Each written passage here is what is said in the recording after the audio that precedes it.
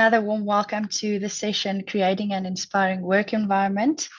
And today we're going to be talking to the dimension of people, teams, and values. So if you're here to learn more about how to have a thriving team, you are in the right place. And we've got some great stuff coming. So just before we go into that, to the new members who's joining today, it's always great to share about 54 and what we do. So we are passionate to help guide nonprofits and ministries specifically on to help them create a healthy organization and to support and guide them in their learning journey towards your full potential. First, the housekeeping, then I'll go into the further detail of today. This meeting will be recorded, so you don't have to worry if someone missed it. The link will be available on the platform. It's always great to see you. So if network allows it, please keep your camera on, but please stay muted to not disturb the session. And there will be questions at the end of this session. So if there's anything that comes to mind as Shelley speaks, please write it down or post it in the chat. And we would love to hear from you at the end. It's always so great to see the leaders engage with the specialists. And it's such a fantastic opportunity to be connected and to hear the questions of others. So don't be shy, write it down, and there will be time to ask right at the end. And in between, there'll always also be small breakout rooms where you'll be able to connect with other leaders around some guiding questions that we're going to share. So stay tuned for that. Don't jump off. We always hear it's incredibly valuable, those sessions as well. So stay tuned for that. And we have our presenter, Shelley Trebesch. She's Chief of Staff of International Care Ministries, and she's also an author of 2 amazing books, Made to Flourish and Isolation. We can highly recommend. And my name is Nina. I'll be your host today, your facilitator, and my co-host is Ian. I'm so grateful that he's doing this with me and helping me welcome all of you and just run these sessions with a lot of energy. So thank you, Ian, for also being here. If you want to do the course afterwards, we've got a related course on the 54 platform called Creating an Inspiring Work Environment. The same as today, so it's not so hard to remember. And then the slide I was aiming at now is today we are in the dimension of people, teams, and values. And just to speak for a little bit about why this is important, we've got a few data points to just say it's not only our opinion that this is a really important conversation. There's actually a lot of leaders who believe this is incredibly important, and it's got a big impact on our mission and on the health of our entire organization. So let me show you what we found, and we've got really high numbers here. 94% of leaders believe that a distinct workplace culture is very important for organizational success. So that is almost 100% that says that a workplace culture is incredibly important for organizational success. And then on top of that, part of a workplace culture that is strong is a clear mission and vision statement that everyone understands. And so 89% believes that it is very important to have a clear mission and vision statement for engaging employees. And just to top that off, organizations with collaborative and cohesive teams are 5 times more likely to be high performing. So that really just shows you that having a healthy culture and a healthy team is incredibly important. But this is what the data said. I would actually love to hear from you as well, Ian, who's got a lot of experience and has worked with leadership teams. What's your perspective and what comes to mind when you see this? Why is it so important for teams and culture to be healthy, especially in ministry and POs? Thanks, Nina. That's so good. I was just thinking about it, actually. It's such a good topic because often for leaders, our most challenging piece is the people we've got to lead, right?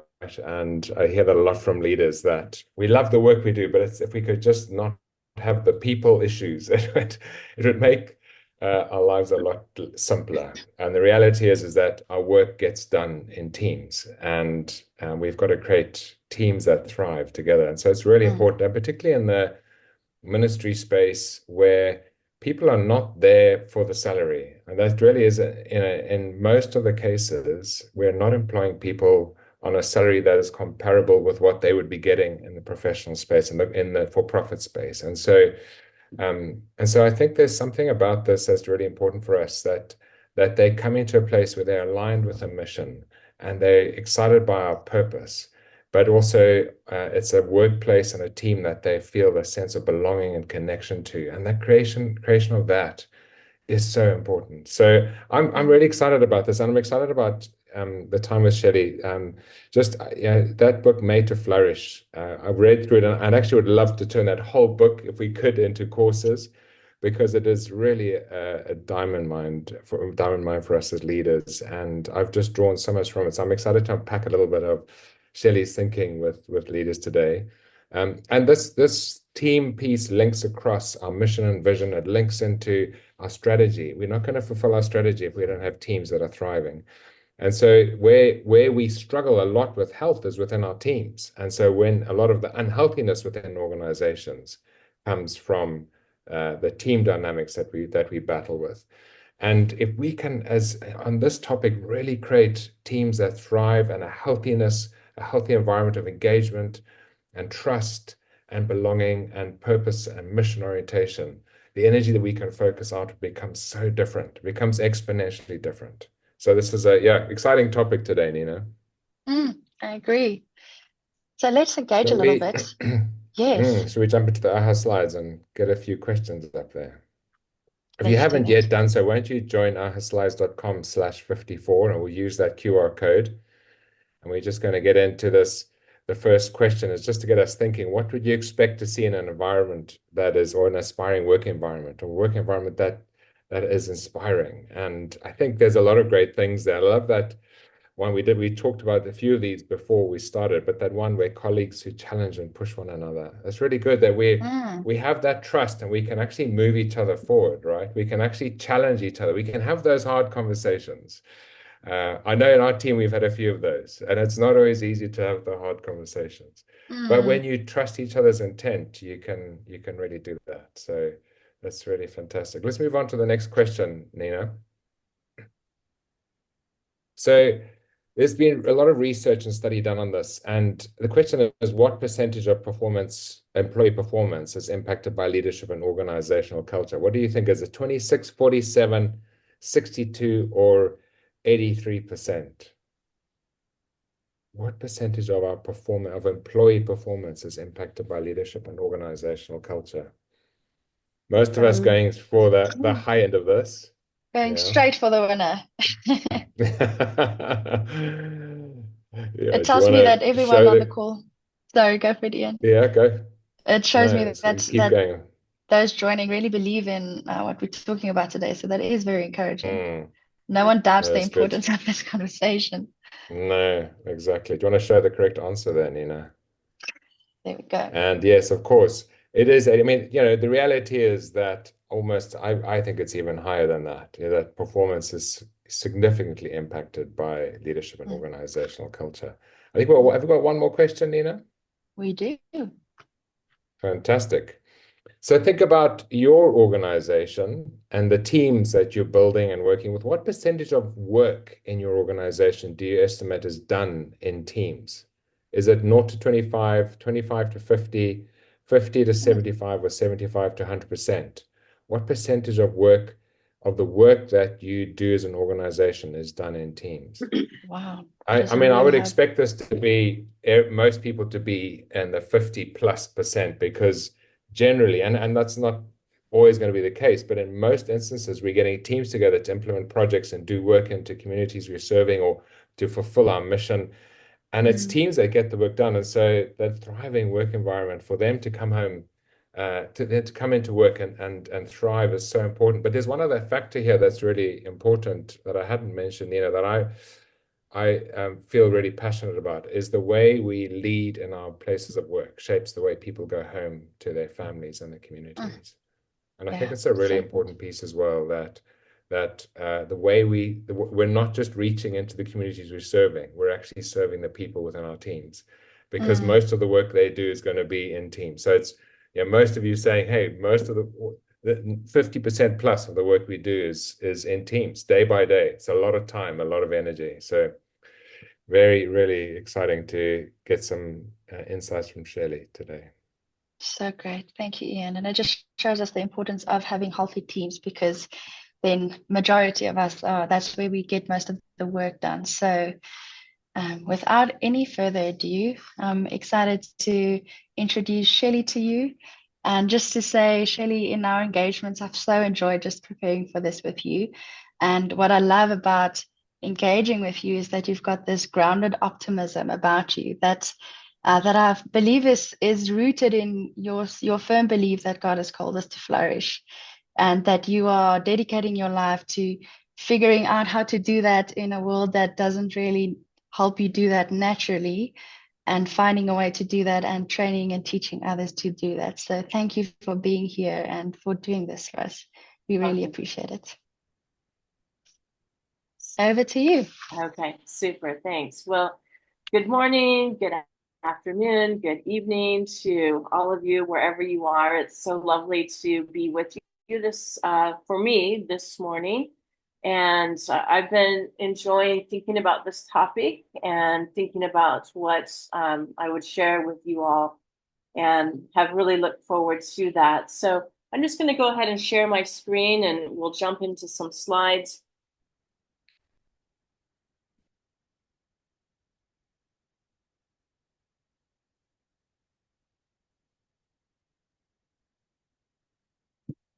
A few weeks ago, I was in Guatemala, and we have a base there. By the way, Nina shared that I work with International Care Ministries, and we have an educational intervention that focuses on the ultra poor, those who live on less than $1 a day.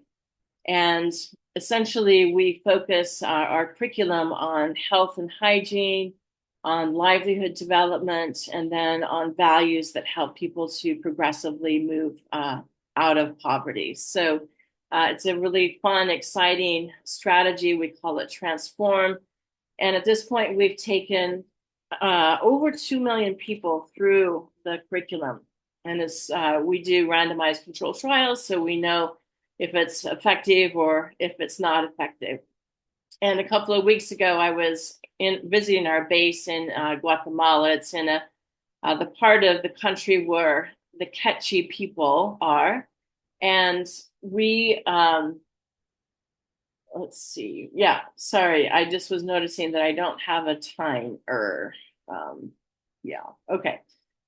We'll just hopefully be on target here. Sorry about that, Nina. I'll prompt you. No worries. Thanks, You'll Shelley. prompt me. Okay. Yeah, thanks so much. Yeah, so we work amongst the Quechua people in northern Guatemala.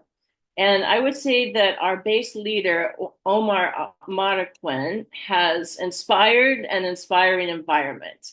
And so as I walked into the office, I noticed right away a beautiful space. It's very organized, and it's very welcoming in that sense.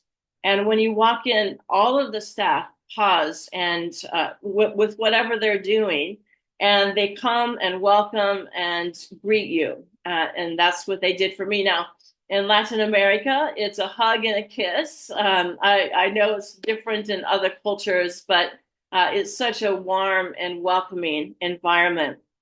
And then we have devotions at 8 a.m. together, and there's a sense in which the worship times are exuberant and meaningful. And I think that points to the safety of the space, that folks are welcome and love going into worship together.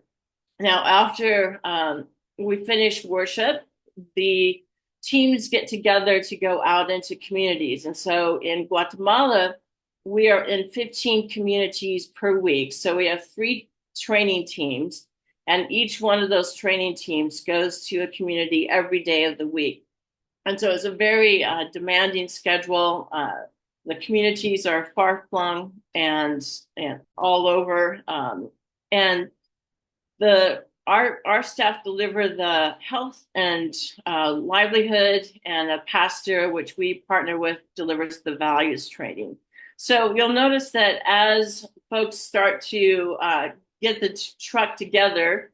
They work together to pack it with the food that we'll be giving out that day. We usually give food out because if somebody comes to our session, then it's going to mean probably that they're not able to do labor that day, which means also that their family will likely not eat that night. So we give food out as part of our service. So we get the teams ready to go out. Everyone works together, loads the truck.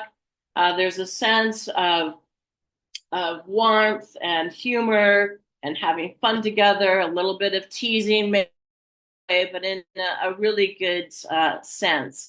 And then the teams depart, and then the rest of the organization, the rest of the folks work on getting things ready for the next day, as well as the normal finance, accounting, HR, and metrics. We're very data-driven organization. Typically, the staff would have lunch together, and also typically the whole staff would be out in the field a number of different times, but especially working together to find malnourished kids, and we intervene in their lives. So just to summarize, you experience and feel and see a community that's on mission together, where everyone is contributing and offering their gifts. One experiences and feels a community working as a team with both seriousness and laughter. One experiences and feels and sees a community who has honest, edifying conversations. There's a sense of safety and learning and developing each other. And one sees an organization that is accomplishing God's task, the task that God has given them.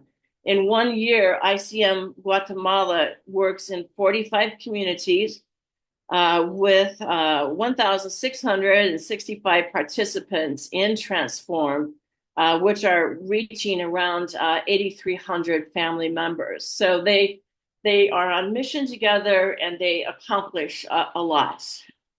So I wanted to just kind of set out what is an inspiring workplace. And so first of all, there are 5 characteristics of an inspiring workplace. So first, mission and vision.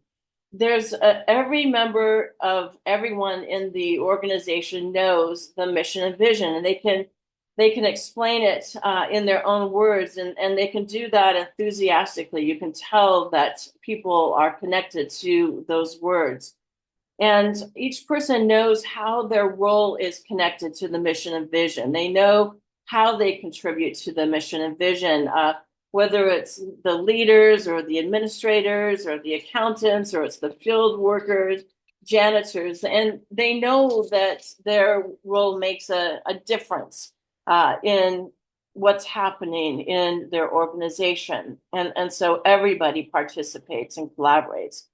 Secondly, there are challenging strategies that flow from the mission and vision. So strategies is, again, the how of accomplishing the vision. And the reason why I say challenging is because I think that when there is a certain amount of risk or a certain problem solving that we do together, that there's bonding that happens on those teams and in those organizations. So it increases the clarity that each person has in their role.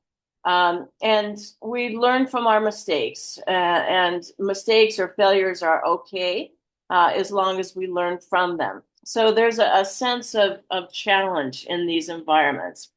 And then thirdly, sorry, Shelley. sorry. Yeah, there's the second. Yeah. There we go. Yep. So sorry about that, game. So thirdly, there is actually an inspiring environment. There's fun, there's laughter, there's a sense of freedom and ability to be oneself and offer one's gifts. There's a sense of enjoying each other's company. And at the same time, if there is a problem, then staff seriously engage together to resolve the problem. and creatively address strategies and structures that might be necessarily to address. Fourthly, there's relational connection. Inspiring workplaces, staff become friends who are on mission together. I already mentioned that. Conflicts are resolved, and if necessary, reconciled in culturally appropriate ways. Gifts are shared. You'll notice that staff ask each other for advice, and they're not afraid to say something if there's something wrong or if there's a struggle in the relationship. So it's a relational environment. And then finally, we talked a little bit already about this, and it came up in the AHA, but the leaders exude this inspiring environment. And we know that leaders are the most important shapers of culture. And so the leaders, by what they model, what they pay attention to, what they measure, will form culture. And the most important thing about this, I think, is that the leaders would inspire a servant mindset, just like Jesus Christ. They would see their roles as leaders as keeping the organization on mission and developing the people that God has given them responsibility. So everybody constantly learns, including the leaders. Everyone constantly grows.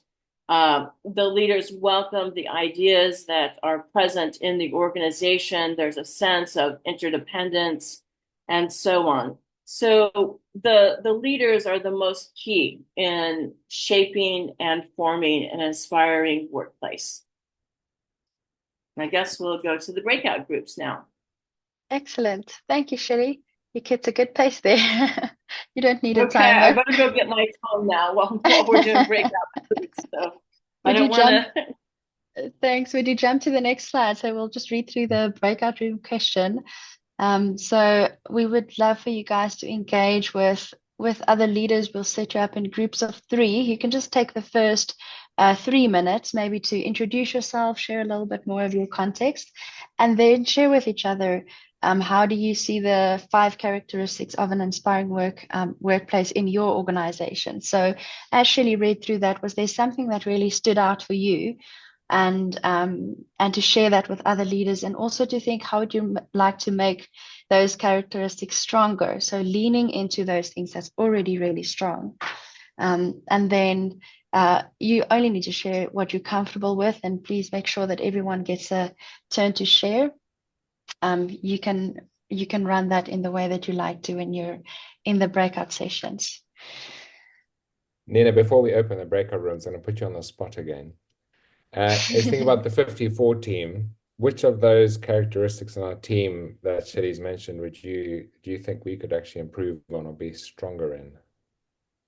Ooh, that is on the spot. I preferred the previous spot. Can we go back to that one?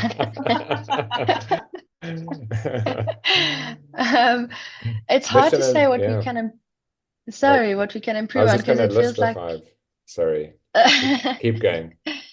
I do remember them though. But our mission and vision is really strong. I feel like all of those are quite strong actually at this point.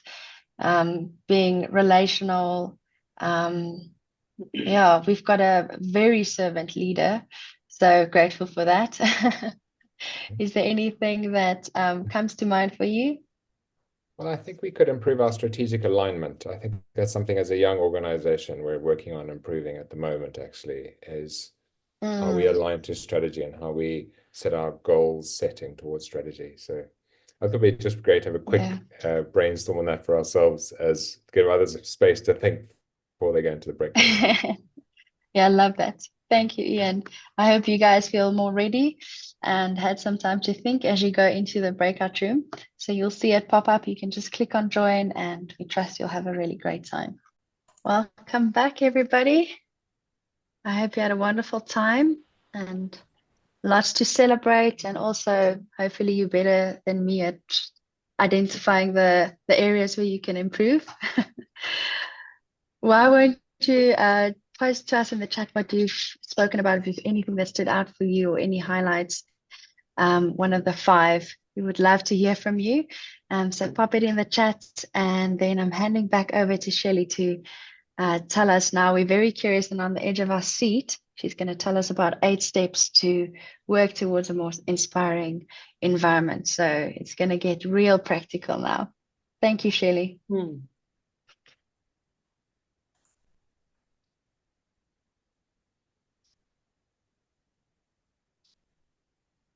I think we've got everyone back. So if you're ready, you can start sharing screen and we are good to go. Okay.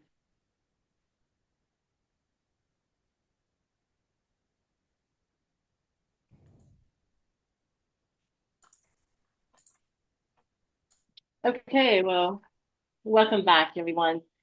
I hope the breakout sessions worked well for you. I know sometimes that the Zoom environment, I really spend most of my work life right now in the Zoom environment, at least when I'm not out in the field and with our staff. So it's kind of a funny environment. I'm glad for it. And at the same time, it can be quite tiring, somewhat wearying. I find that it's kind of challenging to do creative work together, although I feel like 54 has designed this well for that to actually have good potential for happening. While you were in breakout rooms, I was sharing with Ian and with the team that one of the ways that leaders can lead is to lead not only with a servant mindset, but to lead in healthy ways. And I was sharing that early on in my ministry career, when I was in my mid-20s, I had a very significant burnout and had to be out of ministry because I had depression for about 6 months. And those 6 months were very, very hard for me. And what I learned during that time is that I was getting my identity by what I did, by the ministry itself. And I was working too many hours every day because I was starting a new fellowship on a campus ministry in the state of Arizona. And so with this burnout, coming out of that, I learned, and I'm so thankful to the Lord for this, but I learned how to put contemplative, reflective disciplines into my life and not work crazy hours, and always have a Sabbath day each week. And so it'd be very rare that I wouldn't have a day where I'm trying to focus on restoration and connection, either connection with God, well, both connection with God and connection with my friends or my church community. So I think that's an important aspect of leadership. And I especially find that founders of ministries really struggle with this. It's hard to let go, and it's hard to release control. And believe me, I understand that, but just give it a try. You just give a Sabbath day a try. Maybe don't do a Sabbath for all day because that seems too challenging, but do a half day, or maybe start with 3 hours. And I think that you'll find that your ministry environment and your leadership will actually be even more inspiring. So I want to spend a little bit of time now talking about what we can do. Sorry, that is in the wrong spot. What we can do to create the inspiring work environment. So first of all, this is probably not a surprise to you, but we need to clarify mission and vision. So remember, put very simply, vision is what you will see in the future. It's the picture that you will see if you accomplish what God is asking you to accomplish. So it's something that you'll see. There's a sense of clarity, and it's future oriented. Whereas mission is what we do in order to get to the vision. So I like to just do these very simply with one sentence, with a one sentence definition. So vision, what you see in the future; mission, what we do to get there.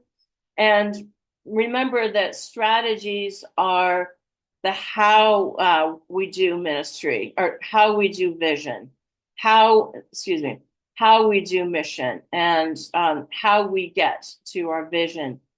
So I like to have the whole team, if not the whole organization, involved in creating these statements. I find that capturing them in a statement makes it more easy to pass on and to do for folks to get an understanding in their onboarding process. And it's just easier to pass along the DNA if you've made it explicit. So I like the whole staff to be involved in creating mission and vision.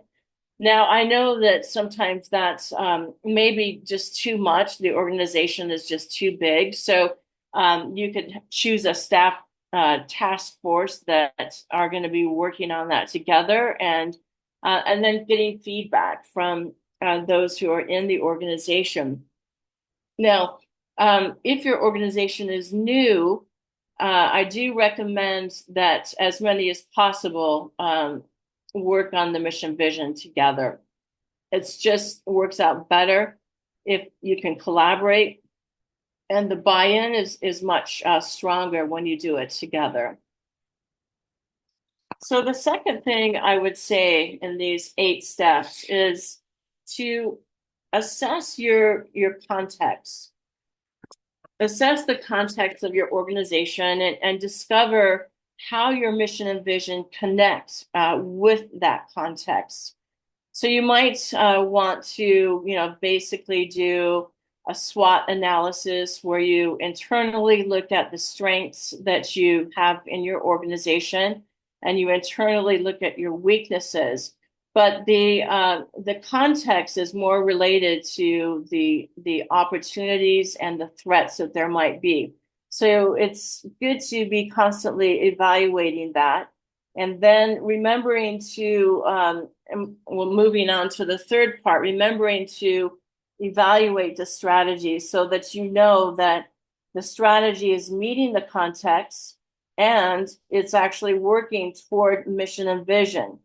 So ensure that all the strategies make sense for the context, that makes sense for the mission and vision. And remember that strategies can always be changed. You can always, if the strategy is not working well, then change the strategy. Now, I like to say that the mission, vision, and values and the overlap of those is the DNA of an organization. And so in general, your DNA does not change. But how you do the ministry, how you do the strategies, that is a changeable thing. Excuse me. 4, I think it's wise to create a retreat, a workshop, or a training that helps the staff to embrace mission and vision. We really need to see how our roles connect with that future outcome.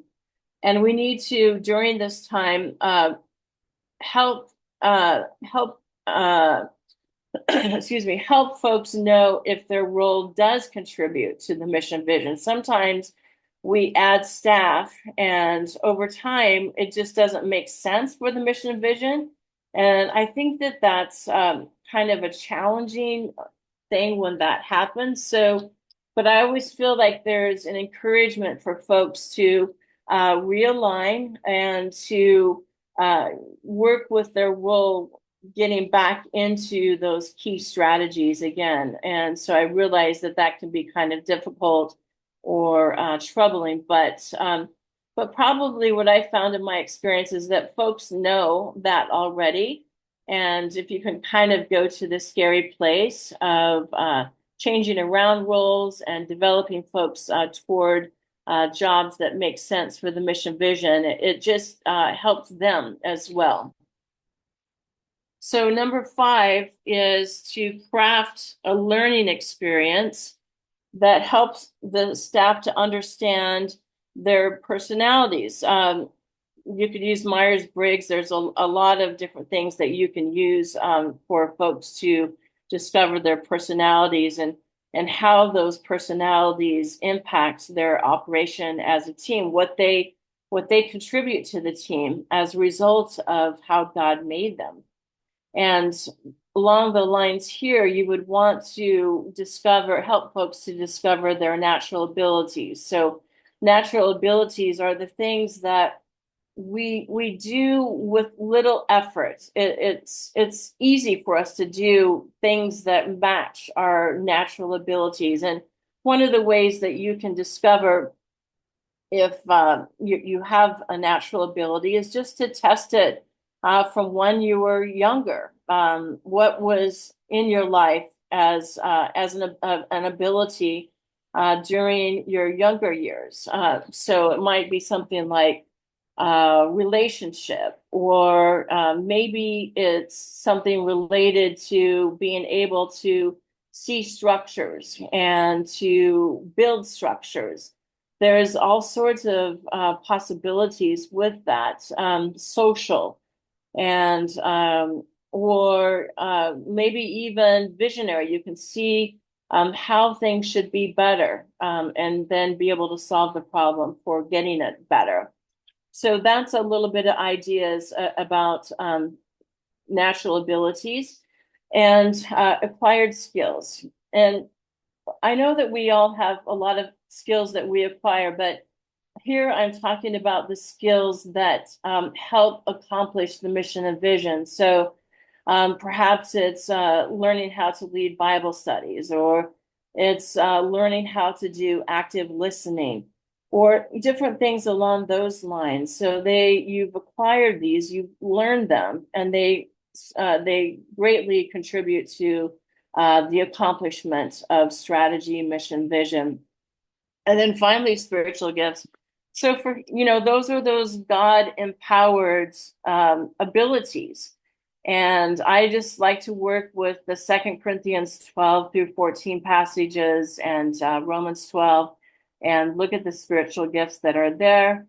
There's a nice spiritual gifts test that Bobby Clinton has developed, and I can send the notes out for that if it would be helpful for the 54 people. Or maybe, I don't know, Ian and Nina, if because Richard Clinton designed some courses, I think, for you all. So maybe he's actually already given you the spiritual gifts test. Maybe not. Yeah, but Okay. send it out. Shelley would love to include it. Yeah, okay, I'll do that, definitely. All right. All right, so then the next key about making the organization or your workplace inspiring is to become a servant leader. Now, I don't know, this maybe on the surface of it seems obvious or clear, but it's not always clear how to become a servant leader. I think that servant leaders that I've witnessed before, they jump in and they do the dishes when you've had a lunch together, or they do something nice for the staff. They think about other people above themselves, and don't lord their leadership over folks. A lot of times, one of the situations I'm dealing with right now is a leader who used her power to impact her staff negatively and demand from the staff things that are unreasonable. So one of the ways that I found that's been most helpful to me in becoming a servant leader, besides looking at Jesus' life, is to use the Ken Blanchard materials on situational leadership. So basically what Ken Blanchard said and the premise of this is that each person has specific tasks.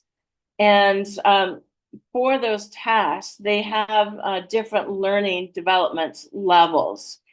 And the servant leader adjusts their leadership in order to serve those developmental levels. So let's take somebody who's learning a task for the first time, and they don't really know how to do this task, but they're excited to do the task. For leadership for this person, the leader needs to be more directive, more hands-on, making sure that every part of the task has been broken down, and then that the person who's going to be doing the task is learning how step by step to do that. So it's much more hands-on. Whereas if a staff person has already learned how to do their job and they're very competent at it, then the leader needs to back off and not micromanage, but to encourage and give feedback, but not be so hands off. They back off. So servant leadership is doing different types of leadership depending on the developmental levels of their folks. All right, number 7, be a relational leader. Probably obvious, and some of us are more task-driven leaders, relationship-driven leaders, or strategic leaders, and we have that propensity, all of us, and it might be different, but what we found in studies, and this particularly comes out of Daniel Goleman at Harvard, is a concept called emotional intelligence. And they have found that effective organizations have leaders that are emotionally intelligent. They have self-awareness, they have self-management, and they have relational management, relationship management. And the thing about emotional intelligence, which is just so cool, is that everyone can learn how to have greater emotional intelligence, because our brains thrive this way. Our brains thrive with connection, and our brains can be changed.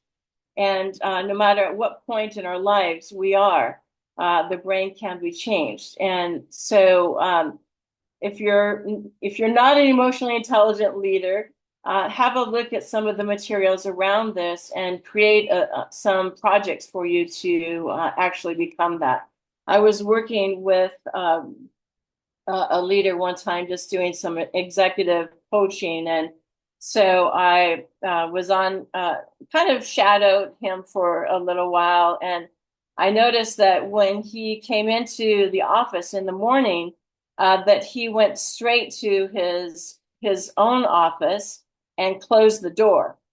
And I said, whoa, Ken, that's not his real name. I said, when you come in the morning, you need to greet people. You need to stop and chit chat a little bit and ask folks how their weekend was or how their families are doing. And so that was a practice that he learned how to do, was to kind of come in and do the small talk, which is really important. So the other thing about that is that as Daniel Goleman and the research team have found that the leader's mood as he or she comes into the organization is actually passed throughout the organization.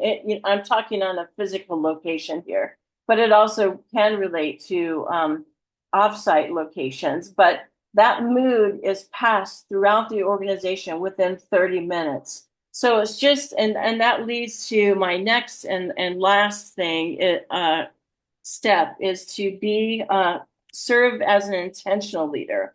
Remember that organizational culture is primarily formed by the leader. So what the leader models, what the leader pays attention to, what the leader measures, how the leader responds when there's a crisis, and what happens with the leadership when there is a crisis. Is there, sweeping it under the rug and not paying attention to it, or really grappling with it as a team and in collaboration to resolve the crisis?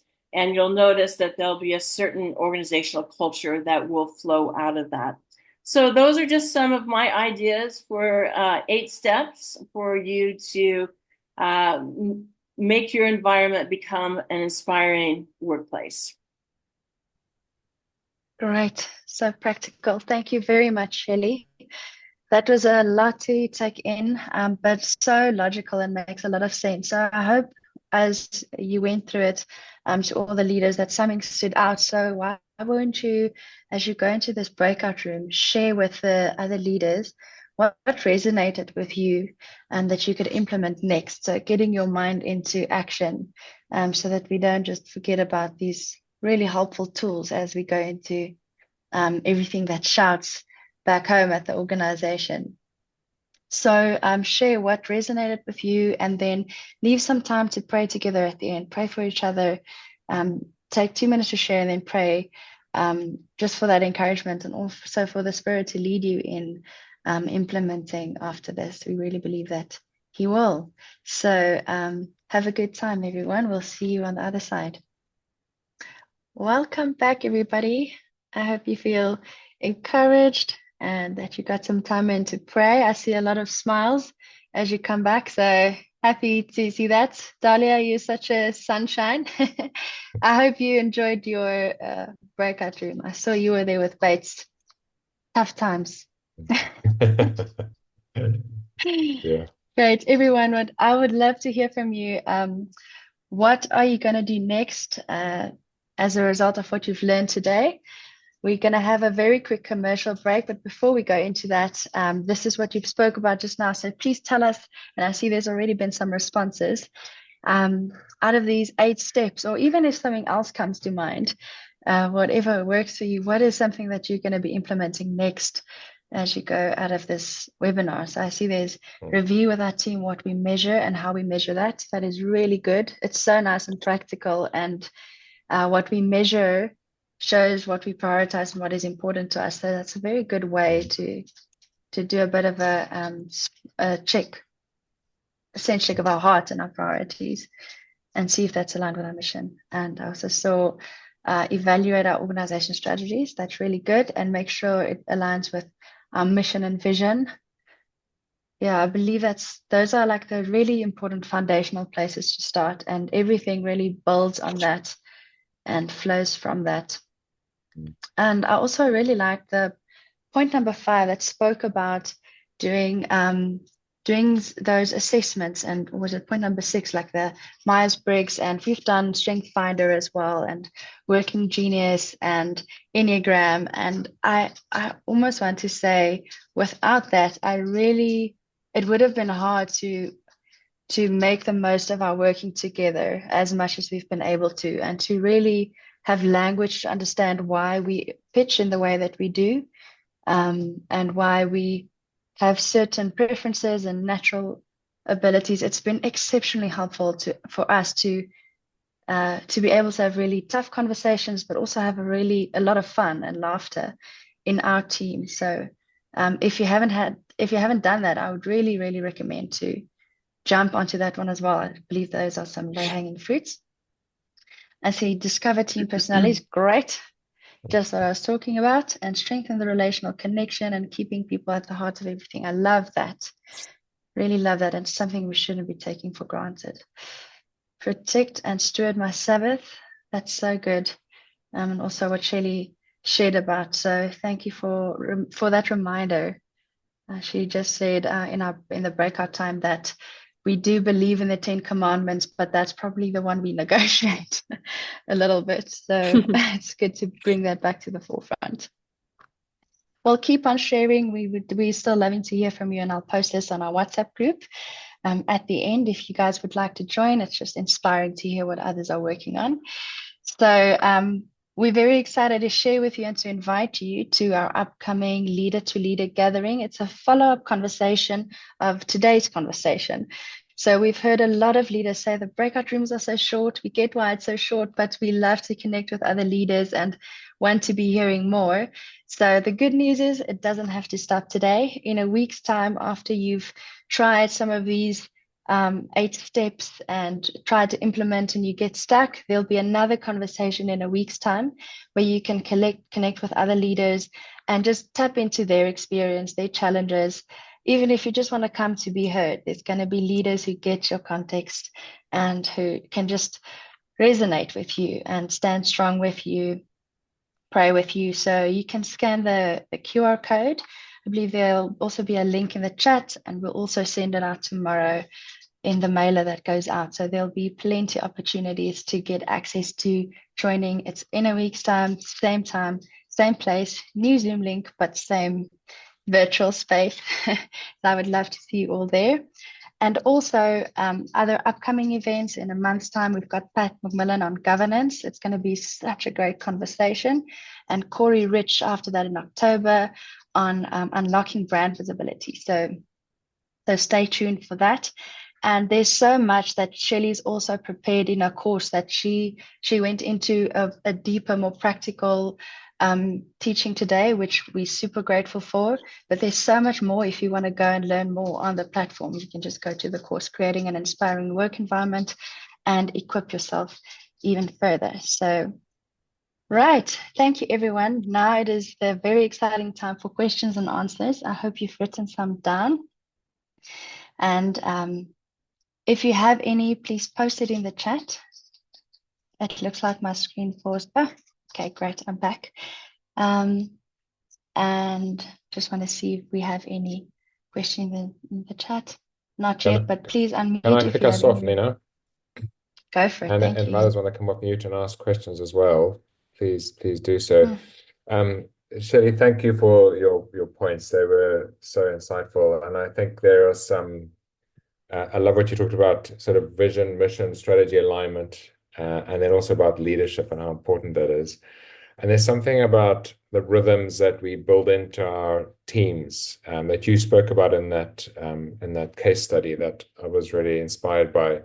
And there's something about a culture of honor amongst each other that's very powerful. And I wanted to know, just from a honoring, celebration of one another perspective, are there things that you've seen that work really well in that? And because it's such a key part of building an inspiring team, when we're able to honor one another and celebrate each other's successes and so on. So what rhythms have you seen work really well in that regard? You just unmute, Shelley. Super, thank you. Well, certainly understanding more about each other allows us to honor each other and honor each person on the team and in the organization.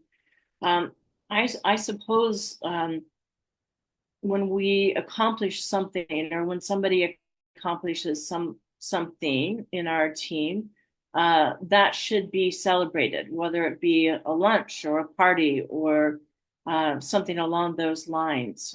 But we can also do things like have folks have a reflective time, and during that reflective time, think about each person's contribution to the team, and then writing them some things. It can be as practical as doing that. So I think, excuse me, whatever is going to be most authentic also to who you all are, and then putting those practices in. But you're right, Ian, in the sense that the celebration is really important. And I don't know, when I was working, this I don't think necessarily honors the individual, but when I was a professor at Fuller Seminary, one of the things that I and my team did, actually I was administrator at this time, is that we would go to different offices and throw a surprise party. We would bring a cake for them and bring a card and just try to honor them and encourage them. So few little ideas. That's so good. Thank you. Mm-hmm. No, that sounds like a lot of fun. That's a great tip we can bring into our office as well, Ian. Yeah, good idea. You bring So the we've cake, got Nia. some. You bring the cake. I'll be the surprise. That's good. Shelley, we've got some questions in the chat. Aidan asks, how important or unimportant is physical space in contributing to an inspiring workplace? Yeah, this is actually something I've thought a lot about. If you look at Edgar Schein's work on organizational culture, he's the guy who did the seminal work on that. Uh, how he described how that impacts culture is by looking at the artifacts of an office or in a building that you walk into. And I do think that creating a beautiful space, creating an organized space is really important for the culture and for having an inspiring workplace. So having art, having things painted well, not having boxes and papers, strewn everywhere.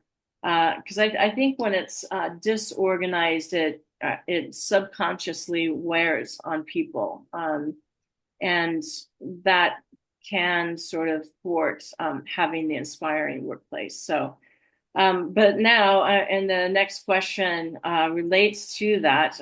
What if you don't have that, and you're trying to do it via Zoom?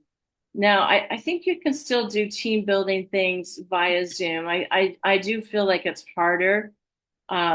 It's if you can have times when you're together at least once a year to create that relational bonding, that's really helpful for being the foundation to be in virtual together for the rest of the year. But you can still do strengths finders or Enneagram together. You could spend some time reflecting on how the work is going and make space to do that together. So I do believe that there are things that we can do that will allow us to be inspired even when we're more virtual. Not easy though. I fully get that. I'm much more of an extrovert, so my Zoom world is not very easy for me. I'm with you, Shelley. Thank you, Aidan and Dahlia, for the questions. If there's any other questions, you guys can unmute and ask. I've got one ready if there's no one with a burning question yet.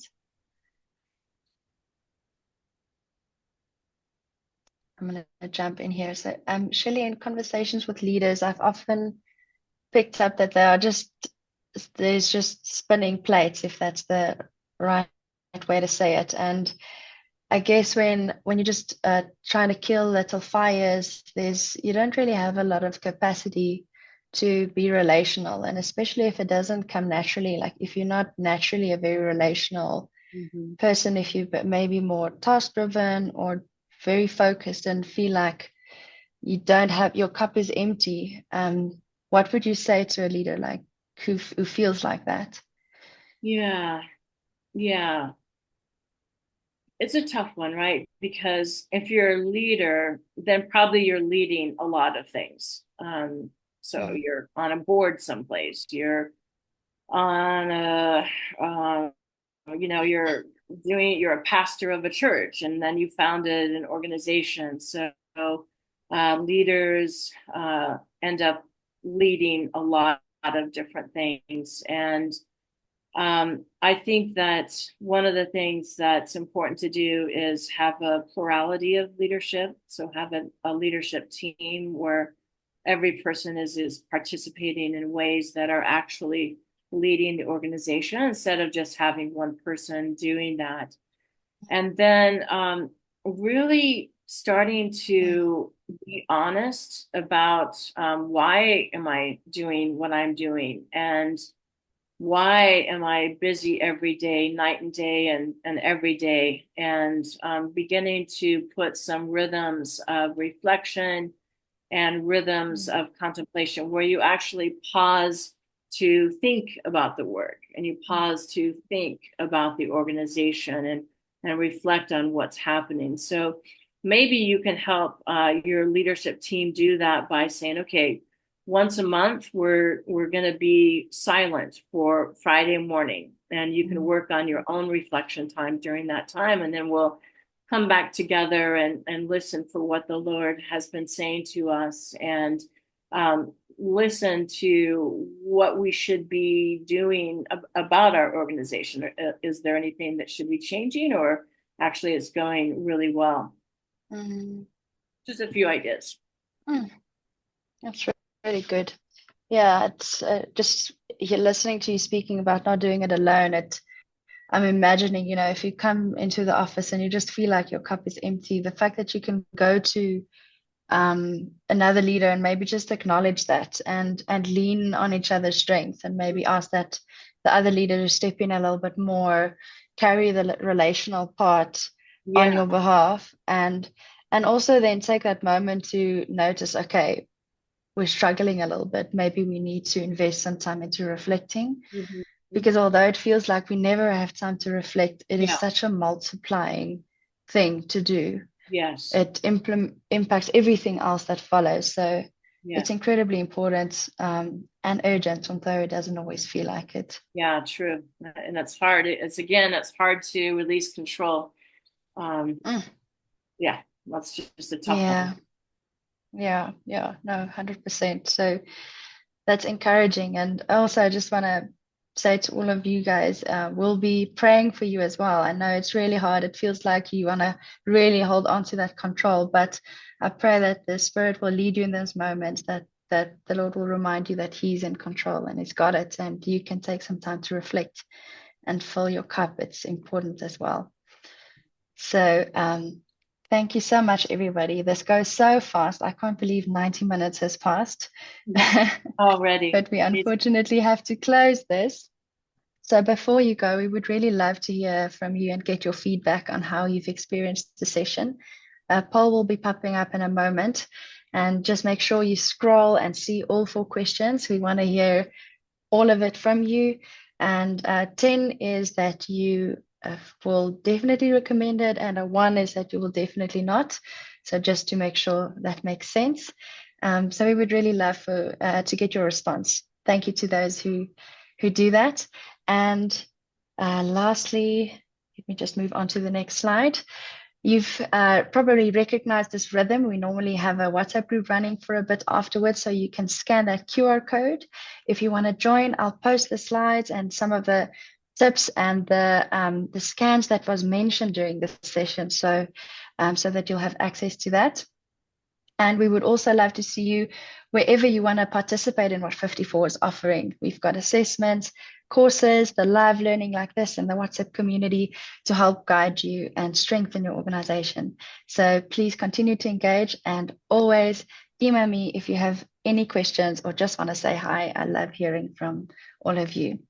Thank you so much for joining, and have a wonderful afternoon. Thank you so much, Shelley. You've been wonderful. It was great to engage. Thank you so much. Thank you, everyone. Take care.